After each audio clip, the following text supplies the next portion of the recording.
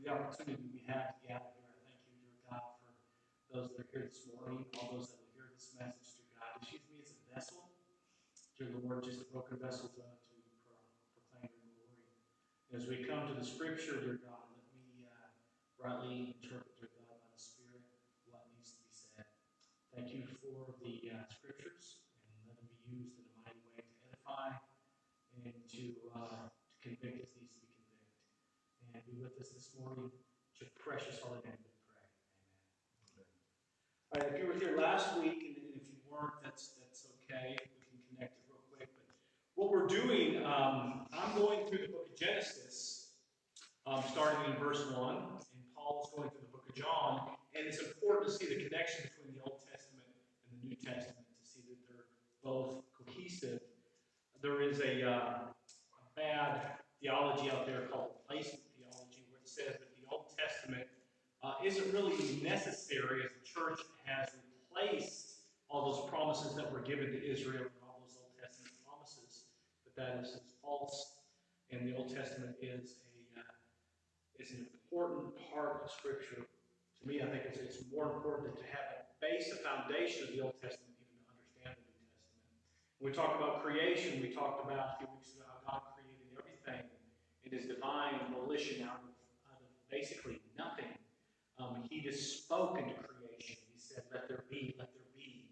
And the act of what theologians call ex nihilo, out of nothing, He created. But when it came to man, the account changed a little bit as God formed man out of the dust of the ground. And possibly everything else was formed from the dust as well. It was formed from something, but it specifically says in the Genesis 2 account that He formed man specifically and breathed into him a living soul. And that breath of God, as we learned, was the creativity of God, Elohim. What's interesting, too, is when we look at this Elohim scripture, which speaks of God's creative power in Genesis 1, we found out through Paul's teaching last week that Elohim, actually, what it speaks of was Jesus Christ, was actually in the form of creator.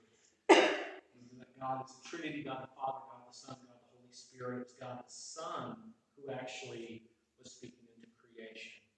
And as John said, the Word was flesh, and the Word was with us.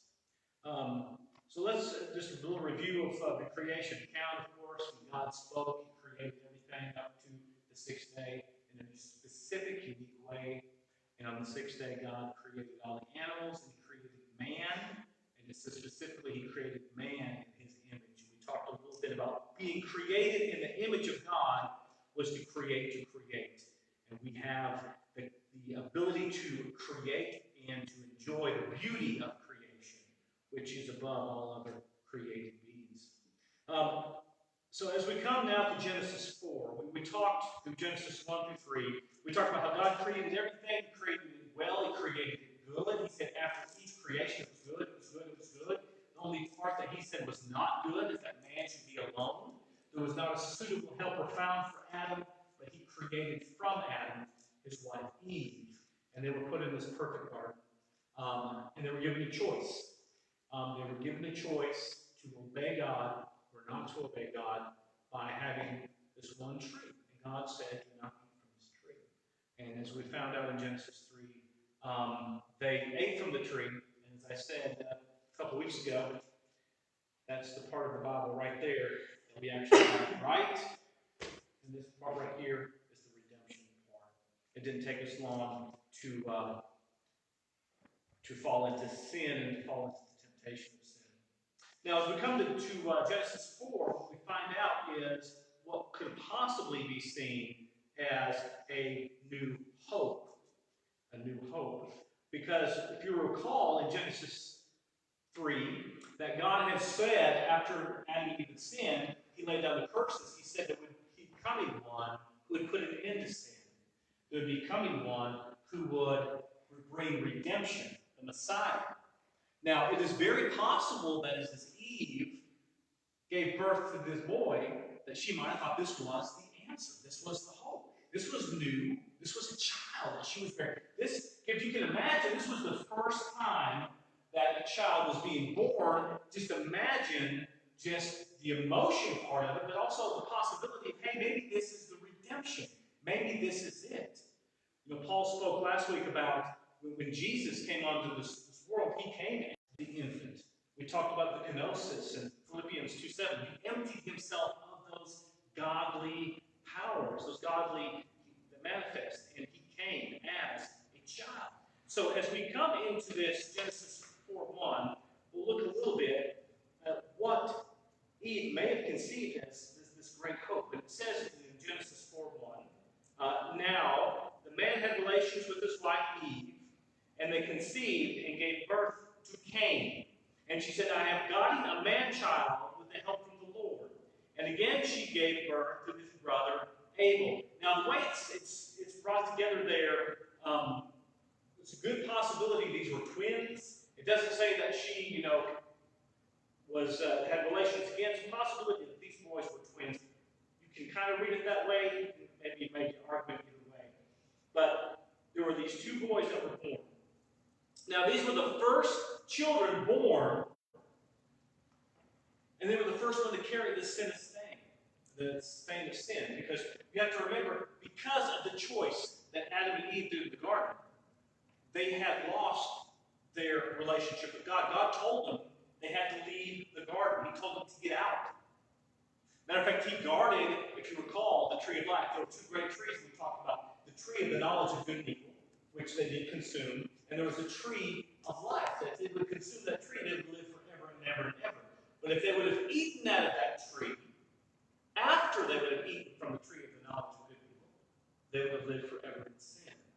That's why God guarded it with these cherubim, with the flaming swords, and told them to leave. He could not be in relation with those who are in sin, because he's a holy God. He's set apart. So he told them to leave. So as they left the presence of God, and they left the garden,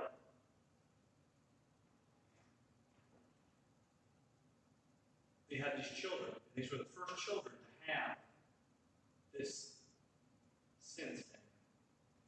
Now, as we see here, it says, in verse 3, so it came about in the course of time that Cain brought an offering to the Lord of fruit of the ground. Abel, on his part, also brought the firstlings of the flock of their fat portions. And the Lord had regard for Abel and his offering, but for Cain and for his offering he had no regard. So Cain became very angry, and his countenance fell. We see that somewhere in the line here, this is one that me and Paul were talking about this morning, somewhere between Genesis 3 and Genesis 4, this whole idea of bringing sacrifices came into being. There was something that was communicated where sacrifices were given to the Lord. What was a proper sacrifice? What was an improper sacrifice? There could be a big argument to say that it needed to be a blood sacrifice, that blood was the proper sacrifice. It doesn't specifically state that, but you can find that in the context of Scripture, that it needed to be a blood sacrifice. What we do see is that Abel's sacrifice God had regard for, while Cain's he did not. Matter of fact, in Hebrews 11:4, you don't have to turn there, it says, by faith Abel offered to God a more acceptable sacrifice than Cain, through which he was commended as righteous. God commended him by accepting his gifts, and through his faith, though he died, he still speaks. 1 John 3:11-12 says, for this message that you heard from the beginning, that we should love one another, not as Cain, who was the wicked one and murdered his brother. And why did he murder him? Because his work was evil and his brother's righteous. So basically, regardless of the type of sacrifice, whether it was an improper sacrifice, it was an improper sacrifice because the heart attitude was wrong. And we can see that we have, as we are born into this world, a broken relationship with God. Our heart is not right. Our heart is not right. And we see that Cain's heart was not right. And in verse 6, then the Lord said to Cain, why are you angry? And why has your countenance fallen?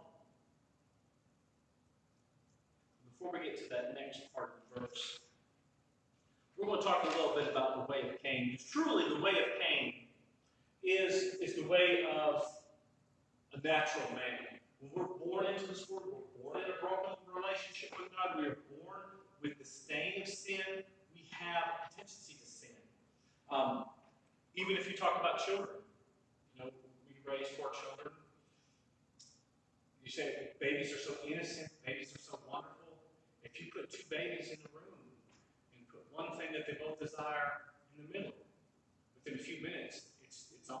I mean, it's that desire to have what the heart wants overcomes. And next thing you know, sin is entered. But you see, the way of Cain is a prototype for every sinner. Cain is a prototype for every sinner. Proverbs 16:25 says this. It says, "There is a way that seems right unto man, but the end, therefore, are the ways of death." We are born with this attitude that we need to look out for ourselves. Some people say that's instinctual. Some people say that is through the process of nature, through evolution. But basically it comes down to this. We are born in a separation and born separate in a relationship with the God. Until that is corrected, we will always be looking out for ourselves. Even when we are doing good things, we are doing good things for the pleasure of ourselves. We are not capable in any way to do good, what is truly good in regard to God. So the first thing we see is that Cain is a prototype of every sinner. Cain, first thing is this. When Cain offered his offering and God had no regard for it, he got angry and his countenance fell. He got mad. He got mad. And basically, is that not our first reaction when we don't get what we want? In all honesty, I don't care how much yoga you do, I don't care how much therapy you do, the first reaction, if we don't get what we want, is anger. And that is because that is what is put. That's the sin of stain. And it goes back, the stain of sin, that goes all the way back to what we see in Genesis 4. In the first birth of Cain, he had that compulsion. Now, what we also see is that he had an unbelieving heart. Now, it speaks of Abel's sacrifice. Abel's sacrifice was in regard. Now, it was a proper sacrifice. Whether that meant it was a blood sacrifice, whether it was we don't know what exactly God told them to bring. And like I said before, we can look through the scriptures and see, well, a blood sacrifice needed to be given for that occasion, but we don't know what God had told them specifically. But we do see this, that he had an unbelieving heart. 1 John 3, it said, "For this message which you have heard from the beginning, that we should love one another, not as Cain, who was of evil, one who slew his brother. For the reason he slew his brother, because his deeds were evil and his brothers were righteous." So he had this heart attitude that was incorrect. That was the first way we can see Cain, that his heart was not right. And he also had an unrepentant heart. We are born a slave to sin. We are born with this compulsion to sin. And that won't change. That won't change until we fully give our lives to Christ. And also we can see the condition of the heart determines our course. The natural heart is against God. The natural heart is against God. And we see that also in Jeremiah 17:9, when it says the heart is deceitfully wicked. We have a heart that, even though we think we are doing what we should do, if we trust what our heart tells us, we can be deceived. Now, what God says to Cain here is really, really interesting. We're going to talk a little bit about doors. Okay? We're going to talk about doors. Not the band, the doors. Also, I'm a big Jim Morrison fan. Not the doors, the band. But we're going to talk specifically about doors as an analogy. We use doors a lot when we pray. We're talking about God, open up the doors, close the doors. We see in this, in Genesis 4:7, that God says to Cain, he says, if you do well, will your countenance be lifted up?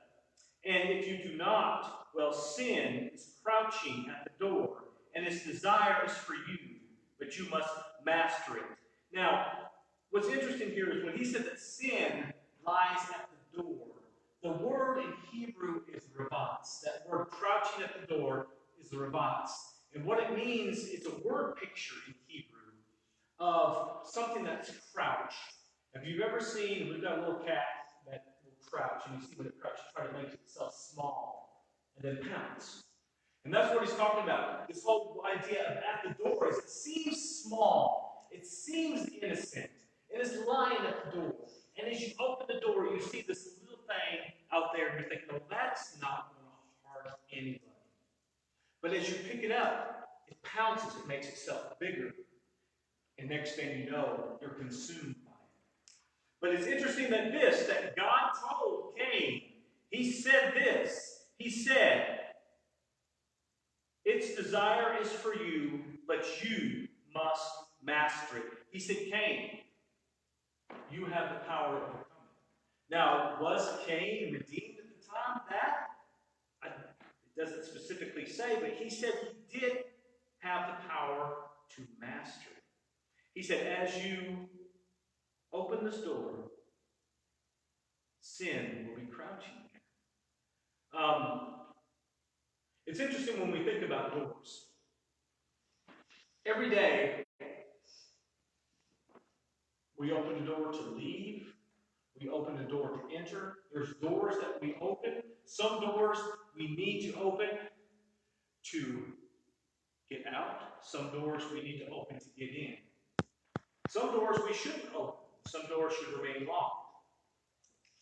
Aldous Huxley was back in the 60s, wrote this book called The Doors of Perception. It was actually where Jim Morrison came up with the idea for the band name The Doors. And he had this interesting quote. He said this in The Doors of Perception. He said, half, at least, of all morality is negative and consists in keeping out of mischief. And I would say even more than that. What he says is half of all morality is negative and consists in keeping out of mischief. In other words, we have a natural leaning towards mischief. We have a natural leaning towards getting in trouble. And left by our own means, we would consistently open those doors we don't need to open. So, sin lies at the door. What's interesting, though, is that Jesus also uses that analogy of the door. And he does that in a couple of places in Scripture. In John chapter 10, if you want to turn there, you can. John chapter 10.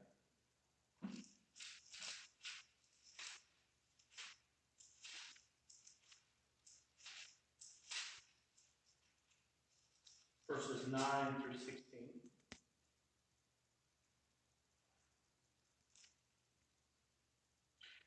Jesus speaks these words. He says, I am the door. If anyone enters through me, he will be saved and will go in and out and find pasture. Let's just stop there for a second. Jesus says, I am the door. Back in Genesis 4, God was speaking to Cain, and he says, outside the door, there is rabatz, there is sin crouching at the door. In John 10, Jesus says, I am the door, and the only way to come to salvation is through me. We also see that in Revelation 3:20. You don't have to turn there, I'll read Revelation 3:20.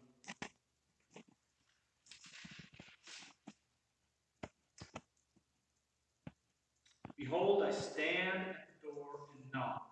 If anyone hears my voice and opens the door, I will come into him, and he will dine with me, and he with me.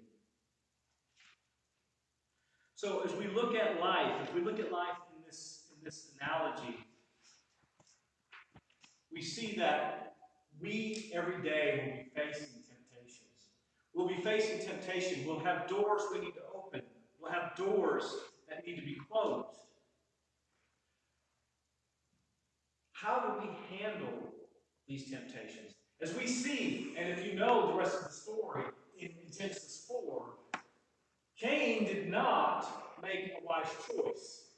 Cain went with his own desires and let his rage burn.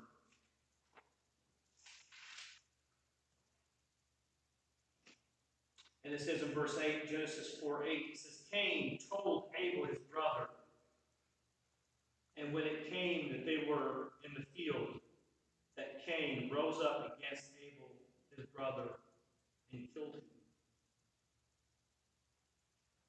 In verse 9 it says, and the Lord said to Cain, where is Abel your brother? And he said, I do not know. Am I my brother's keeper? He said, what have you done? The voice of your brother's blood is crying to me from the ground. There was a blood sacrifice given that day, but it was given in anger. It was given with an unregenerate heart.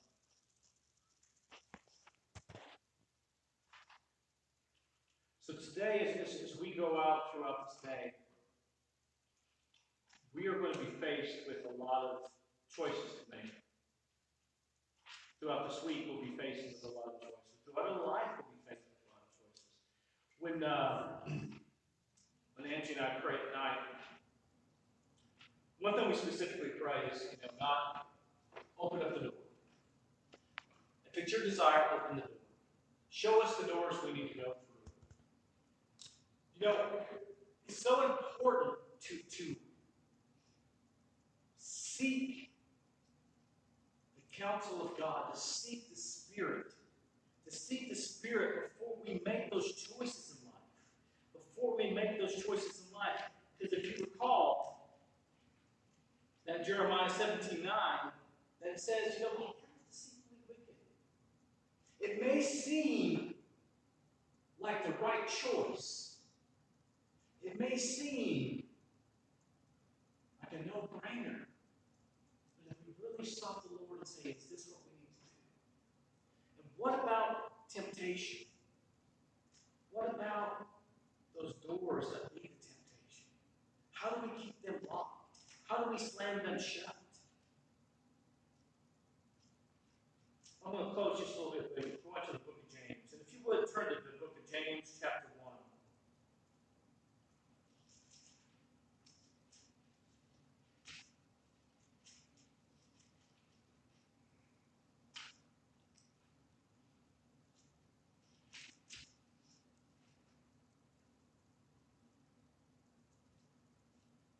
James chapter 1, we'll start in verse 13. It says, let no one say when he is tempted, I am being tempted by God. For God cannot be tempted by evil, and he himself does not tempt anyone. But each one is tempted when he is carried away and enticed by his own lust.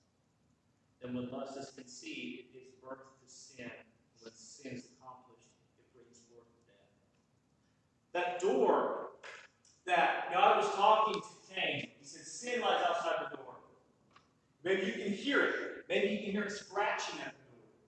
But what you have to do is physically open that door to allow it in. As a choice. It's Going back to the same thing that we saw in Genesis, when Adam and Eve, that was a door. That temptation, it might be scratching, you can hear scratching, you can hear something on the other side. And as you open that door, you see what you should not do. But what's interesting is James says this, it says, but each one is tempted when he is carried away and enticed by his own lust. Okay? So temptation itself is not sin. Temptation is something that we can endure. Temptation is the door.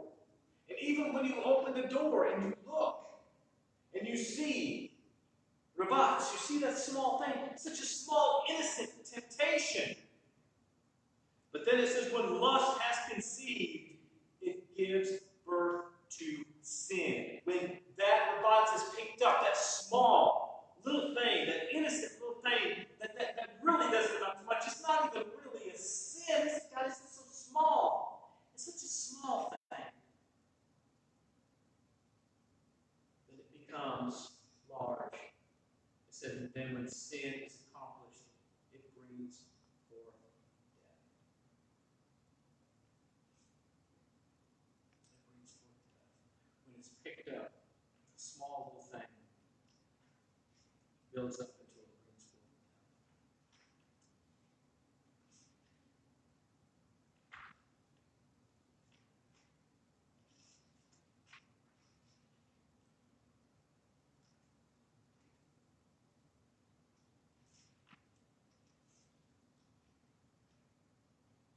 As we look at these doors, as we look at the challenges that we'll be facing this week, as we look at life itself, we're going to be faced temptations. We're going to be faced with opportunities for both good and bad.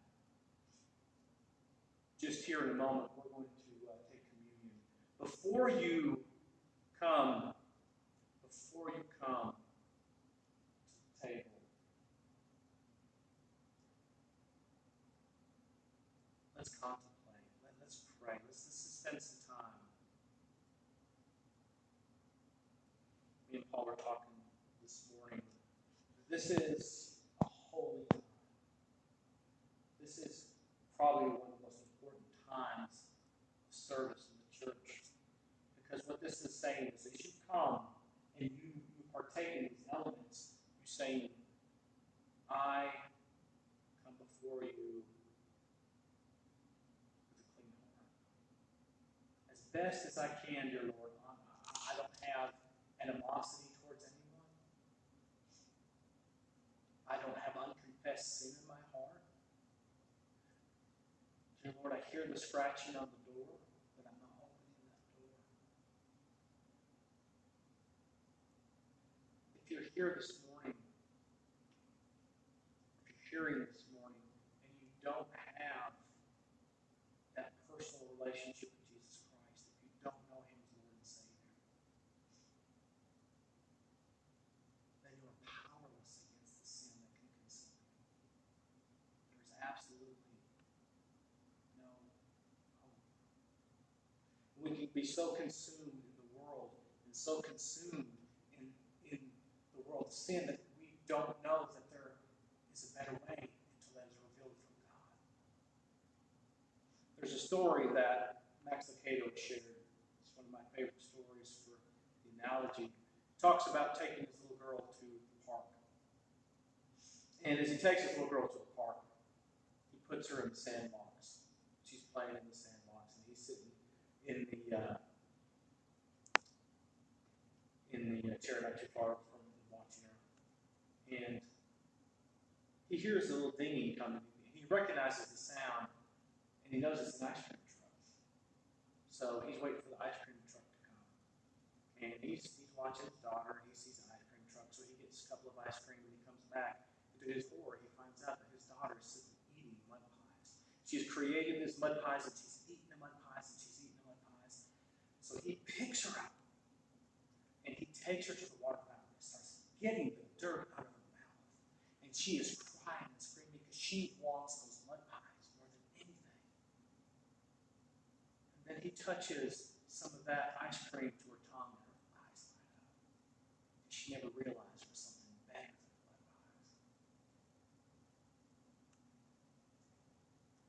Sometimes we get so consumed in this world, we get so consumed in our sin that it can seem like there's nothing better. This is the best life.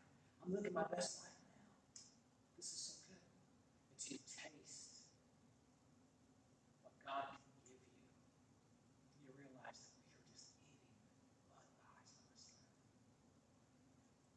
So as we have this time of reflection, as we come to this table, as we taste these elements in anticipation of eating